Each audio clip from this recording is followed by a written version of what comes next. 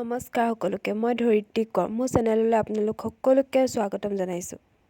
আজি সানডে মই ভাবিলোঁ আজি দিনৰ সাজটোনো মই কেনেকৈ খালোঁ আপোনালোকক দেখুৱাওঁ। এইফালে বনাই আছোঁ ৰঙালাও আৰু মাংস আৰু লগতে এইফালে বিলাহী মাছ।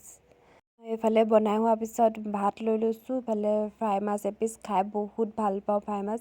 লগতে আছে তিয়ঁহ বেঙেনা ফ্ৰাই সেইটো বহুত ভাল পাওঁ খাই। লগতে চালাড বিট গাজৰ মূলা আৰু পিঁয়াজ। ইফালে লাই শাক মই ডাঙৰকৈ দিলেই খাই বেছি ভাল পাওঁ আৰু সেইটো এতিয়া বেলেগ সোৱাদ এটা। সেইটো আমাৰ আইতাই আমাক তেনেকৈ খুৱাইছিলে ডাঙৰকৈ আৰু বহুত ভাল লাগে খাই তেনেকৈ। এইফালে লগত লৈ লৈছোঁ নেমু পিঁয়াজ আৰু এইফালে মাছ আৰু মাংস। আজি দেওবৰীয়া সাজটো এনেকৈ আছিলে। বিশেষ একো নাই ভিডিঅ'টোত, তথাপিও ভিডিঅ'টো চাই ভাল পাব বুলি আশা কৰিলোঁ। যদি ভাল পায় মোৰ চেনেলটো ছাবস্ক্ৰাইব কৰি দিব।